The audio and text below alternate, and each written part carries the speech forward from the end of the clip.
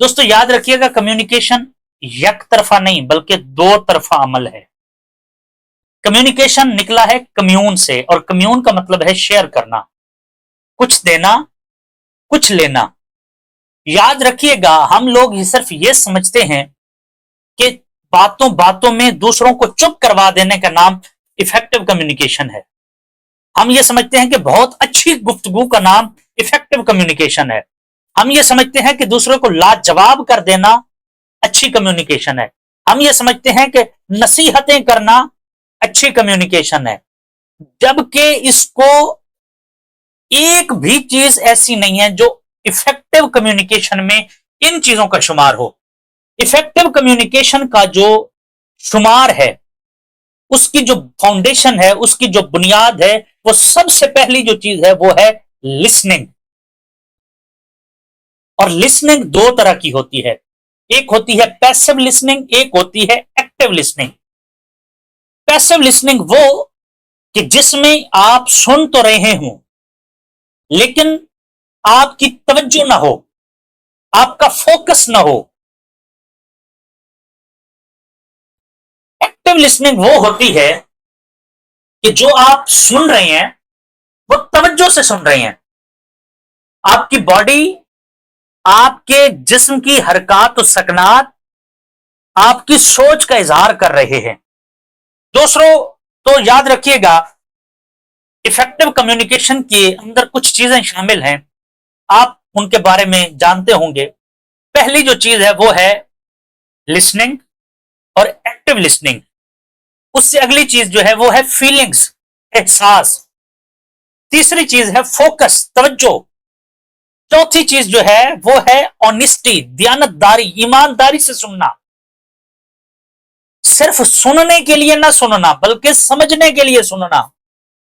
हमारा मसला यह है कि हम सुनने के लिए सुनते हैं और हम सुनाने के लिए बोलते हैं। दोस्तों याद रखिएगा, इंसान को हमेशा समझने के लिए सुनना चाहिए और हमेशा इंसान को समझाने के लिए बोलना चाहिए। अगली जो चीज है वो है इंटरेस्ट, दिलचस्पी। जब आप किसी से बात कर रहे हैं तो आपको उसकी गुफ्तगू के अंदर दिलचस्पी दिखानी चाहिए।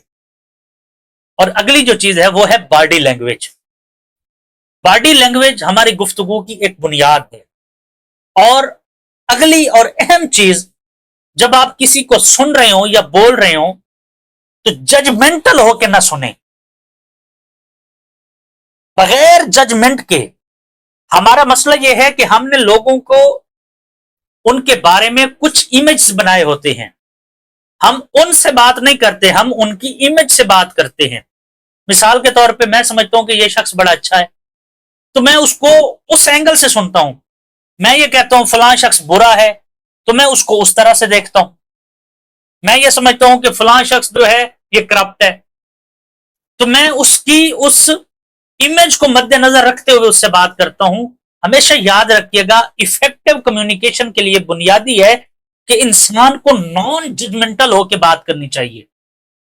इंसान से बात करें, उससे बात करें जो आपसे बात कर रहा है, ना कि उससे बात करें जिसके बारे में, उसके बारे में जो आपने उसका तस्वीर बनाया है, इमेज बनाया है। याद रखिएगा, एक्टिव लिसनिंग पैदा करने की जो एक स्किल है वो मैं आपको बता देता हूं। एक रिसर्च में बात सामने आई कि दुनिया में दो तरह के रवैये पाए जाते हैं।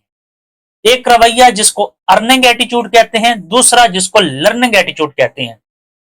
अर्निंग एटीट्यूड वाला लोग जो हर बात में अपना फायदा देखते हैं कि मुझे इससे क्या फायदा हो सकता है, मैं इसको वक्त दे रहा हूं तो मुझे मेरा क्या फायदा है, मैं इसके साथ बातचीत कर रहा हूं तो मेरा क्या फायदा है, मैं इसकी बात सुनूं तो मुझे क्या फायदा है। हर काम में अपना फायदा। लेकिन जो लर्निंग एटीट्यूड वाले लोग होते हैं वो हमेशा ये कोशिश करते हैं कि हम इस काम से क्या सीख सकते हैं। उनकी जिंदगी का मेन मकसद फायदा नहीं होता बल्कि सीखना होता है। और याद रखिएगा, जो सीखने की नीयत से चलता है वो जिंदगी में बड़ी ग्रो करता है। याद रखें, गुफ्तगू के अंदर स्माइल पैदा करना, बॉडी लैंग्वेज अच्छी होना, ये हमारी गुफ्तगू को एक खूबसूरती पैदा करते हैं। और अच्छी गुफ्तगू खूबसूरत गुफ्तगू जिसके अंदर ऑनेस्टी, दयानतदारी भी हो, दिलचस्पी भी हो, तवज्जो भी हो, एहसास भी हो, जजमेंटल ना हो, एक्टिव लिसनिंग भी हो, तो ये सारी चीजें मिलके एक इफेक्टिव कम्युनिकेशन बना देती हैं।